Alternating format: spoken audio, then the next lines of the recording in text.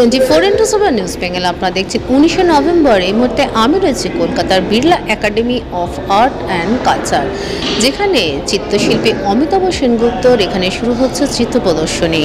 আর এই প্রদর্শনী চলবে আগামী 24শে নভেম্বর পর্যন্ত। তার সাথে একটি বইও এখানে প্রকাশিত হলো। আসুন দেখে নিই তারই কিছু ঝলক।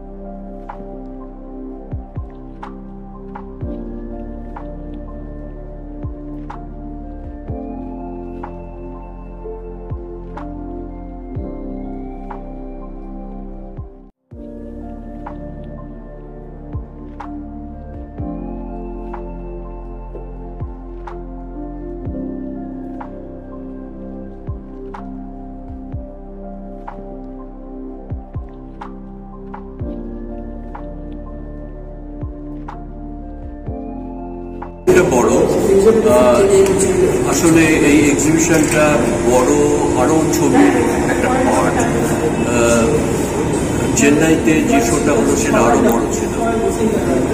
এই রেট্রোস্পেক্টিভ করার পিছনে সরলাদের আর্ট ওয়ার্ল্ডের প্রচুর কাটাকাটি গেছে এবং ওদের প্রচেষ্টায় এটা শেষমেশ হয়েছে কলকাতায়। এর আগে এত বড় এক্সিবিশন আমার হয়নি। আমার লাস্ট সোলো শো হয়েছিল 2000 সালে এই বিড়লাতেই। তারপরে 24 বছর বাদে এটা হচ্ছে, তো নিশ্চয়ই আমি এক্সাইটেড। আশা করি দর্শকদেরও ভালো লাগবে। এই বইটা নিয়ে কি বলবেন, যে বুকটা আজকে বইটা নিয়ে আমার যেটা বক্তব্য, যে এটা নিয়ে প্রচুর খাটনি গেছে পিছনে, মানে বছর খানেক ধরে।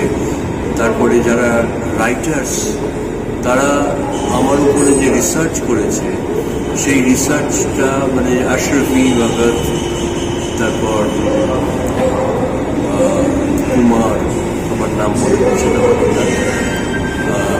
এরা সবাই দিল্লি থেকে, সিঙ্গাপুর থেকে, এরা সবাই, উমা নায়ার আছে, বিভিন্ন পর্ব নিয়ে এরা এত রিসার্চ ওরিয়েন্টেড লেখা লিখেছে যে আই এম ভেরি অ্যামেজড। এটা মানে বইটা একটা ভীষণ ডকুমেন্টারি। এটা ছাড়াও আমার বিষয় নিয়ে আলোচনা করতে গিয়ে আসলে যেটা হয়েছে, সারা বেঙ্গলের কলকাতার আর্ট পরিবেশ, দিল্লির আর্ট পরিবেশ স্বাভাবিকভাবে এসে গেছে। সমকালীন ইতিহাসের অনেক ঘটনা এর মধ্যে আছে। This event is great. It's an honor to be here to inaugurate this exhibition, and the Birla Academy is simply a fantastic place where to have it. How is Calcutta? Calcutta is really intense, it's colorful, and it's really, really warm.